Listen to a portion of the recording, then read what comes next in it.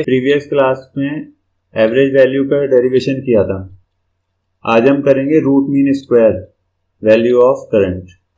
देखिए, root mean square value हम of current हम क्यों पढ़ते हैं, इसकी क्या जरूरत पड़ती है निकालने की। इसके डिराइव करने से पहले थोड़ा सा इंट्रोडक्शन में देता हूं। ऐसा होता है जो डायरेक्ट करंट होता है,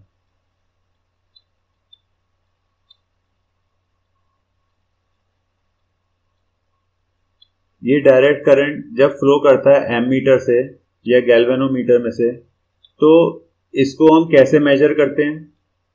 इसको मेजर करने के लिए मैग्नेटिक इफेक्ट चाहिए होता है।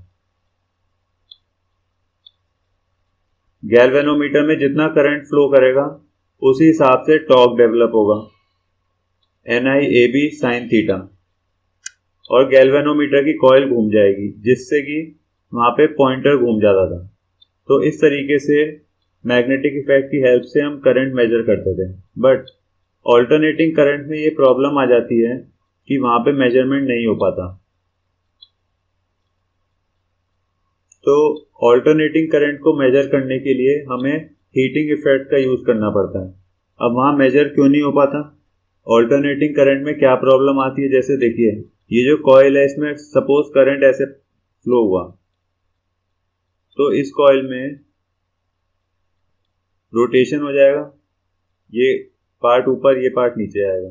बट सडनली करंट की डायरेक्शन चेंज हो गई, तो फिर कॉइल ऑपोजिट डायरेक्शन में रोटेट करने लग जाएगी। तो जो कॉइल क्लॉकवाइज डायरेक्शन में रोटेट करेगी वो सडनली एंटी क्लॉकवाइज में रोटेट करेगी, और एकदम बाद फिर क्लॉकवाइज में रोटेट करेगी। तो ऑल्टरनेटिंग करंट को अगर हम एमीटर में से पास करेंगे तो वो कॉइल कहीं भी नहीं घूम पाती, एक स्टेडी स्टेट में आ जाती है, रुक जाती है। तो गैल्वेनोमीटर में रीडिंग शो नहीं हो पाती। इस वजह से हम यहाँ पे हीटिंग इफेक्ट का यूज करते हैं। देखो, एक कॉइल में से,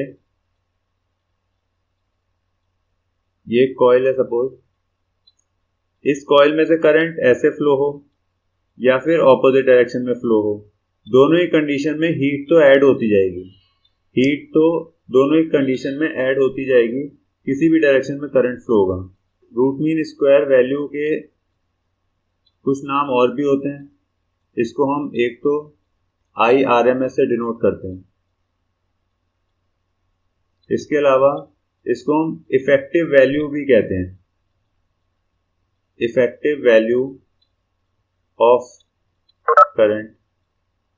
करंट कौन सा है, ऑल्टरनेटिंग करंट, तो इसको IEFF भी लिखा जाता है, या फिर इसको वर्चुअल वैल्यू भी कहा जाता है, वर्चुअल वैल्यू ऑफ करंट। तो ये इसके दो नाम और होते हैं, इसको नोट कर लो, IV ऐसे भी लिखा जाता है इसको। RMS वैल्यू ऑफ करंट की डेफिनेशन पहले समझ लेंगे। It is that value of alternating current which produces same heat as is produced by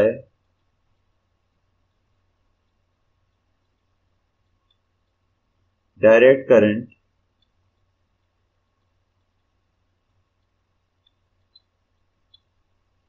in a given time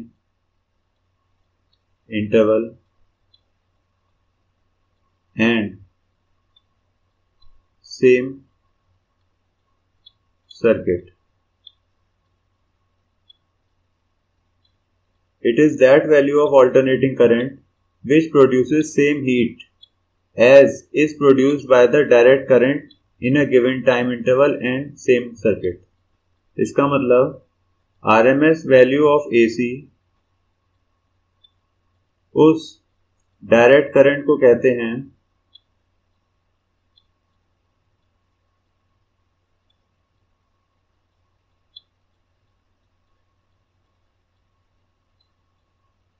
जो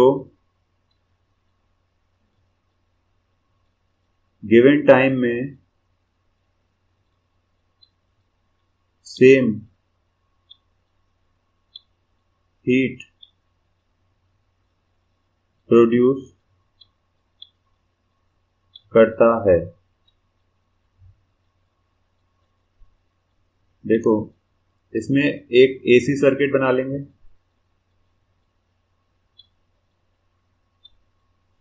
और एक डीसी सर्किट बना लेंगे।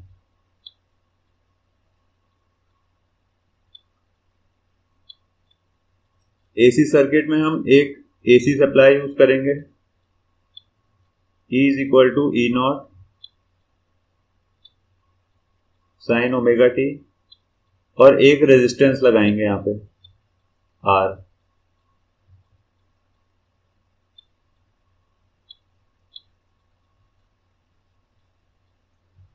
डीसी सर्किट में एक सेल लगाएंगे और एक रेजिस्टेंस लगा देंगे R, और दोनों, अब यहाँ पे दोनों सर्किट में करंट फ्लो करवा देंगे। तो देखिए डेफिनेशन को, आरएमएस वैल्यू ऑफ एसी उस डायरेक्ट करंट को कहते हैं। तो यहां से डायरेक्ट करंट आईडीसी जा रहा है सपोज, तो उस डायरेक्ट करंट को कहते हैं जो गिवन टाइम में सेम हीट प्रोड्यूस करता है। तो इसका मतलब दोनों हीट को हमें इक्वल रखना पड़ेगा। For AC circuit I is equal to I naught sine omega T, ये करंट का फंक्शन है और ये टाइम डिपेंडेंट फंक्शन है। कैसा फंक्शन है? Time dependent. इसका मतलब heat is equal to I square R T, ये जो फॉर्मूला है ये हीट कंटिन्यूअसली चेंज होती रहेगी, फिक्स्ड अमाउंट नहीं आएगा अगर हम गिवन टाइम की बात करें। For given in time interval,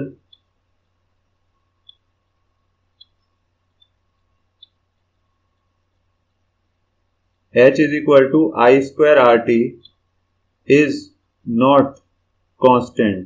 तो ये हीट कांस्टेंट नहीं है क्योंकि करंट चेंज होता जा रहा है, कभी करंट बढ़ता है कभी कम हो जाता है। ऑल्टरनेटिंग करंट ऐसा होता है, ऊपर जाता है नीचे आता है, अपनी मैक्सिमम और मिनिमम वैल्यू के बीच में ऑसिलेट करता रहता है। तो इस वजह से हम एक कांस्टेंट हीट ऑब्टेन नहीं कर पाएंगे। तो जब भी ऐसे टाइम वेरिंग फंक्शंस आ जाएं, जैसे आपने 11th क्लास में पढ़ा था वेरिएबल फोर्स के केस में, तो ऐसे केस में डिफरेंशिएशन और इंटीग्रेशन ही यूज करना पड़ता है। यहां लिखेंगे for small time dt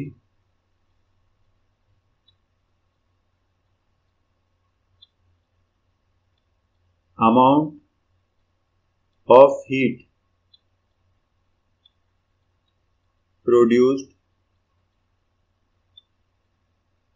will be dH is equal to I square R dt। इसको नोट कर लीजिए, dH is equal to I square R dt। अब हम DC सर्किट की बात करें, for time interval t heat produced will be a constant quantity। heat produced constant होगी, H is equal to I square R T, क्योंकि यहाँ पे current constant है, इस वजह से करंट के नीचे हम DC लिख सकते हैं, हीट के नीचे DC लिख सकते हैं, और यहाँ पे करंट के नीचे लिख सकते हैं AC क्योंकि ये ऑल्टरनेटिंग करंट है।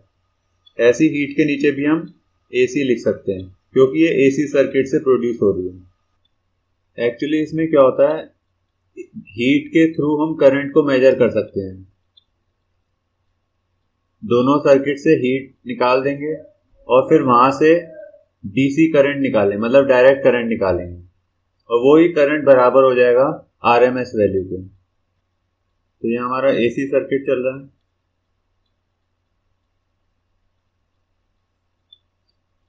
dH is equal to I square R dt, और DC सर्किट के लिए h is equal to I square r t for time interval t.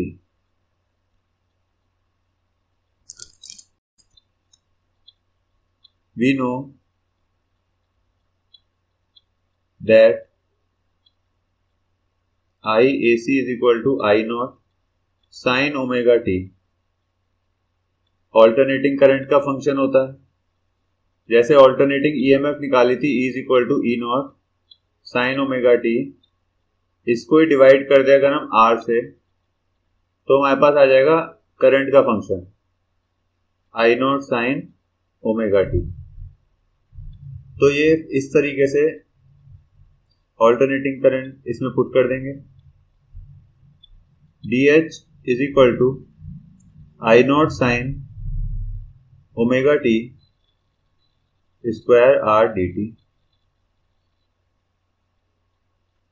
In time interval 0 seconds to t seconds, the total heat obtained will be integration of dH, which will be equal to integration of I naught sin omega t square R dt. Limits put कर लेंगे. Time की limit 0 से capital T, heat की limit 0 से H, और ये बराबर आ जाएगा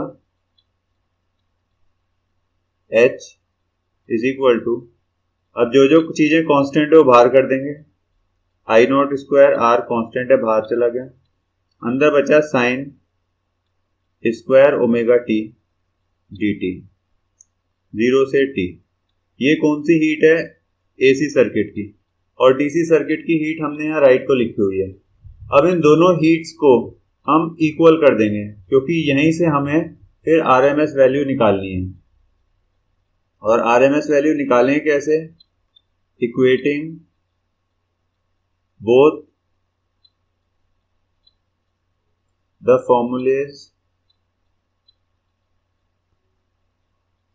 for heat and finding the formula for IDC. ये काम हमें करना होगा.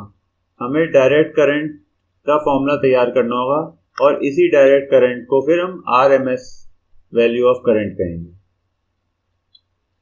तो इक्वेट कर लेते हैं. H AC is equal to H DC I naught square R integration 0 to T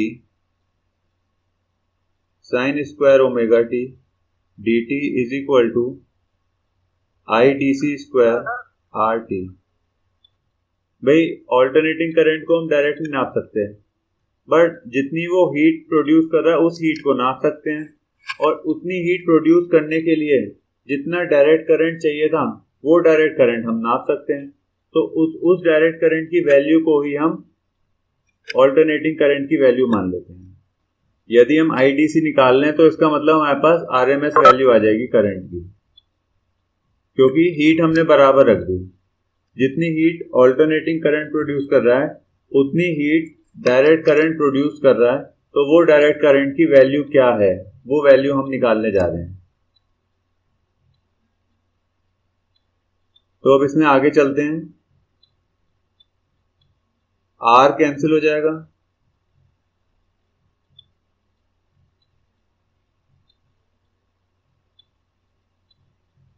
IDC square is equal to I naught square upon T, और इंटीग्रेशन में हो जाएगा 0 to T sine square omega T dt. अब हमें sine square omega T का integration करना है. किसी ट्रिग्नोमेट्रिक फंक्शन का इंटीग्रेशन अगर वो स्क्वायर में हो थोड़ा मुश्किल हो जाता है, तो इसको स्क्वायर से बाहर निकालना पड़ेगा. इसका तरीका आप समझ लीजिए. जो बच्चे मैथ्स के हैं जिन्होंने इंटीग्रेशन पढ़ लिया है उनको तो आता होगा। Sine square theta is equal to 1 minus cos 2 theta upon 2, cos square theta is equal to 1 plus cos 2 theta upon 2। ये कन्वर्जन यूज किए जाते हैं स्क्वायर हटाने के लिए। तो हम फर्स्ट वाला कन्वर्जन यूज कर लेंगे। I D C square is equal to I naught square by T integration 1 minus cos. अब थीटा की जगह 2 थीटा रखना है, मतलब ओमेगा टी की जगह 2 ओमेगा टी रखना है। डिवाइड में 2 कर देंगे dt और लिमिट हो जाएगी 0 से t। आई नॉट स्क्वायर बाय 2t बन जाएगा ये, और यहाँ पे 1 minus cos 2 omega T dt। अब इंटीग्रेशन कैसे करेंगे? 1 का इंटीग्रेशन t हो जाएगा, लिमिट 0 से t। कॉस का इंटीग्रेशन हो जाएगा sine 2 omega T upon 2 omega और लिमिट्स 0 से t। इसके बाद आई नॉट स्क्वायर बाय 2t और अंदर t में लिमिट्स पुट कर लेंगे t माइनस 0, और सेकेंड टर्म में लिमिट्स पुट करेंगे यहाँ पे sine 2 omega T minus sine 0 upon 2 omega. इसको राइट साइड में ले जाएंगे ऊपर। I D C square is equal to I naught square upon 2t, bracket में t आ जाएगा माइनस। अब जो सेकंड वाला ब्रैकेट है इसमें ध्यान से समझिए। हमें पता है ओमेगा किसके बराबर होता है? Omega is equal to 2 pi upon T, where T is the total time interval of 1 cycle of alternating current. जैसे एक साइकिल है तो यहाँ पे टाइम टी लग रहा है ऑल्टरनेटिंग करंट के लिए, तो वही हमने टाइम इंटरवल लिया हुआ। ओमेगा को पुट कर देंगे 2 पाई बाय टी, तो यहाँ हो जाएगा साइन 2 पाई बाय टी। एक 2 पहले ही है तो यहाँ पे हम 2t लिख सकते हैं, 2 ओमेगा टी है ना वहां पे, यहाँ 0 आ जाएगा, अपॉन में क्या चले जाएगा 2 ओमेगा। तो इसमें कंफ्यूज नहीं होना, जब आप ये खुद करके देखेंगे अपने रजिस्टर्स में तो आपको बहुत अच्छे से समझ आ जाएगा। t माइनस, यहां से t कट जाएगा साइन के फंक्शन में, तो यहाँ पे क्या रह जाएगा sine 4 pi upon 2 omega. Minus 0 का तो कोई रोल है ही नहीं तो उसको हम नहीं लिखेंगे।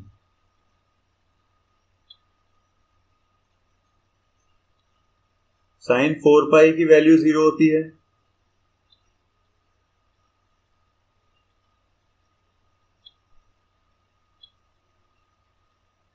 तो ये पूरा टर्म 0 हो जाएगा। अब धीरे धीरे हमारा जो फॉर्मूला है वो सिंपल होते जा रहा है। पहले लग रहा था बहुत बड़ा सा टर्म आ रहा है, बहुत कॉम्प्लेक्स है, बट धीरे धीरे सिंप्लीफाई हो गया। आई नॉट स्क्वायर बाय 2t और अंदर ब्रैकेट में एक t है जो कैंसिल हो जाएगा, यहां रह जाएगा आई नॉट स्क्वायर बाय 2। अब taking square root of both the sides, we get IDC is equal to I naught by root 2।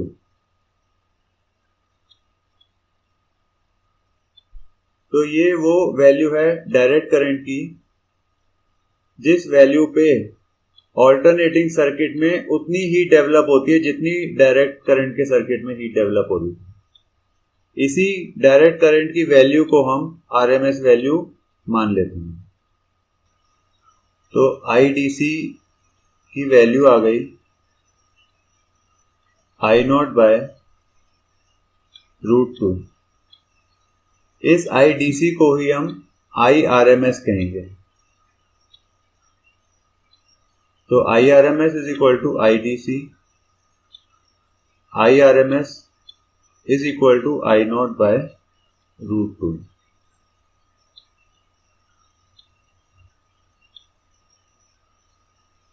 इसको और आगे हम लिख सकते हैं, ऊपर नीचे अगर √2 मल्टीप्लाई कर दिया जाए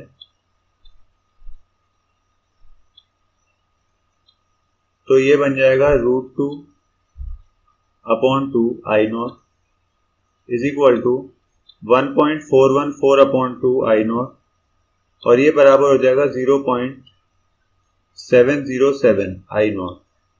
सो we can also say IRMS is equal to 0.707 I0। तो ये RMS वैल्यू हो जाएगी 0.707 I0, where I0 is the maximum value of current। Current actual में ऑल्टरनेटिंग होता है, टाइम वेरिंग होता है, टाइम के साथ चेंज होता रहता है, तो उसमें एक हमें फिक्स्ड वैल्यू चाहिए होती है जिसे हम RMS वैल्यू कहते हैं। Similarly for EMF there is a RMS value also। EMF के लिए भी RMS वैल्यू होती है, ERMS is equal to E0 by √2। तो ये वो वैल्यू है EMF की जो DC सर्किट में उतनी हीट प्रोड्यूस करेगी जितनी AC सर्किट में होगी। जो हम जनरली सुनते हैं that a voltage is coming 220 volt, या फिर कम हो गई है 190 वोल्ट रह गई है, ज़्यादा बढ़ गई है, तो वो वोल्टेज की RMS वैल्यू होती है। वोल्टेज की वैल्यू तो चेंज होती रहती है क्योंकि वोल्टेज भी ऑल्टरनेटिंग है, ऐसे बढ़ती जाएगी।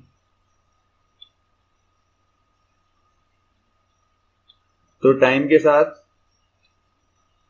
EMF भी चेंज होती रहती है। इसकी मैक्सिमम वैल्यू लगभग 311 के करीब रहती है। तो इसकी RMS वैल्यू जो हम स्टडी करते हैं वो 220 वोल्ट आ जाती है।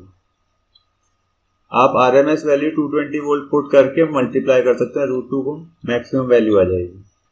तो जब भी आपको क्वेश्चन में दिया हुआ है that the voltage is 220 volt, it is the RMS value, ये बात नोट कर लीजिए। कभी भी आपको क्वेश्चन में दिया हुआ है that the alternating current is of magnitude 5 ampere, that is the RMS value of alternating current. तो बच्चों, मैं उम्मीद करता हूँ आपको सारे स्टेप्स अच्छे से समझ आ गए हैं। अगर किसी स्टेप में भी प्रॉब्लम हो, कोई स्टेप ना समझ आया हो, तो मुझे ज़रूर मेंशन कीजिएगा, कमेंट सेक्शन में ज़रूर लिखिएगा।